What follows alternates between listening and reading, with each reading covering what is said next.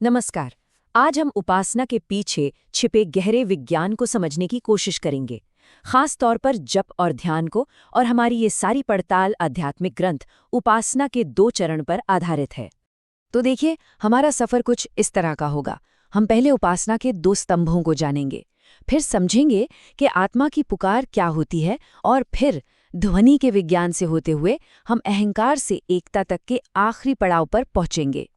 तो चलिए शुरुआत करते हैं और सबसे पहले उन 2 अहम प्रथाओं को समझते हैं जो इस पूरे आध्यात्मिक विज्ञान की नींव है। अब देखिए, जप और ध्यान में गहराई से जाने से पहले उपासना शब्द का मतलब समझना बहुत जरूरी है। उपासना का सीधा सा मतलब है निकट बैठना, मतलब एक उच्च चेतना के साथ जानबूझकर एक गहरा, एक फोकस्ड कनेक्शन बनाना। अच्छा, अब उपासना के 2 पहलू हैं, जप और ध्यान।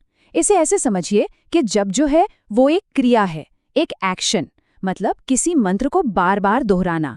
और ध्यान ध्यान वो अवस्था है, वो मंजिल है जहां ये कोशिश खत्म हो जाती है और सब कुछ सहज हो जाता है।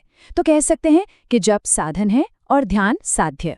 चलिए अब थोड़ा और आगे बढ़ते हैं। ये समझते हैं कि जप सिर्फ एक मैकेनिकल प्रोसेस नहीं है, बल्कि इसके पीछे एक गहरी भावनात्मक शक्ति काम करती है। ग्रंथ में जो मिसाल दी गई है वो कमाल की है।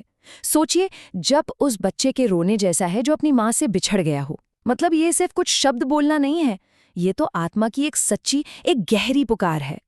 तो मतलब साफ है, बात किसी को खुश करने की या चापलूसी की है ही नहीं। बात है उस पुकार के पीछे की सच्चाई की, उसकी ईमानदारी की। असर उसी चीज का होता है। अब आता है एक बहुत ही दिलचस्प हिस्सा, ध्वनि का विज्ञान। आखिर सिर्फ कुछ शब्द दोहराने से इतना बड़ा बदलाव कैसे आ सकता है? यहीं पर हजारों साल पुराना ज्ञान आज की साइंस से मिलता जुलता दिखाई देता है। तो देखिए, ये होता कैसे है। ये एक स्टेप बाय स्टेप प्रोसेस है। सबसे पहले मंत्र का उच्चारण होता है। उस आवाज से एक फिजिकल वाइब्रेशन यानी कंपन पैदा होता है, और यही कंपन हमारे शरीर के अंदर की सूक्ष्म ऊर्जाओं, हमारे चक्रों और ग्लैंड्स पर असर डालता है। ये एक चेन रिएक्शन की तरह है। इसे समझने के लिए एक बहुत बढ़िया उदाहरण दिया गया है टाइपराइटर का। सोचिए कि मंत्र जो हैं वो चाबियों पर पड़ती उंगलियां हैं। ये उंगलियां अंदर के लीवर्स यानी हमारी सूक्ष्म नसों को एक्टिवेट करती हैं, और फिर हमारी आंतरिक चेतना रूपी कागज पर एक गहरी छाप छोड़ देती है। और बात सिर्फ उन कंपनों की नहीं है जिन्हें हम महसूस कर सकते हैं। ये अभ्यास ऐसी सुपरसोनिक वाइब्रेशंस भी पैदा करता है, मतलब ऐसी ध्वनियां और ऊर्जाएं जो हमारी सुनने की आम क्षमता से भी परे हैं। और यहीं पर प्राचीन ज्ञान और मॉडर्न साइंस के बीच एक कमाल का कनेक्शन दिखता है। एक तरफ है मंत्रों से पैदा होने वाली आध्यात्मिक तरंगें, तो दूसरी तरफ है आज की रेडियो वेव्स जो आवाज और इन्फॉर्मेशन को बिना दिखे दूर दूर तक ले जाती हैं। या फिर लेजर बीम को ही ले लीजिए, जो रोशनी को एक जगह फोकस करके कितना पावरफुल बना देती है। ये सब अदृश्य ऊर्जा के ही तो अलग अलग रूप हैं। तो अब हम इस अभ्यास के सबसे ऊंचे, सबसे दार्शनिक शिखर पर पहुंच रहे हैं। एक ऐसी अवस्था जहां जाप एक ऑटोमेटिक, एक आंतरिक प्रक्रिया बन जाता है। इसे कहते हैं सोहम। ये वो जाप है जिसे जपा नहीं जाता, इसीलिए इसे अजपा जप भी कहते हैं। ये असल में हमारी सांसों की ही प्राकृतिक आवाज है। जब हम सांस अंदर लेते हैं तो ध्वनि है सो, और जब सांस बाहर छोड़ते हैं तो ध्वनि है अहम। अब इसका मतलब बहुत ही गहरा है।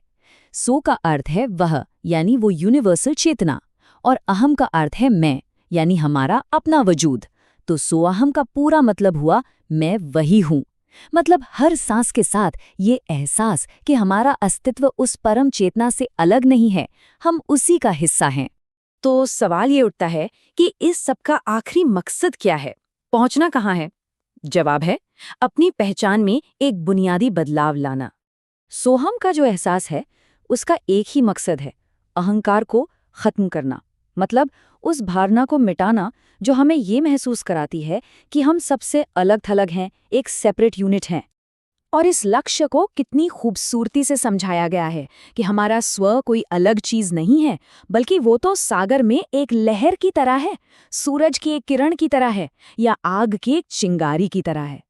लक्ष्य खुद को मिटाना नहीं, बल्कि ये समझना है कि हम उस विशाल समंदर से अलग हैं ही नहीं।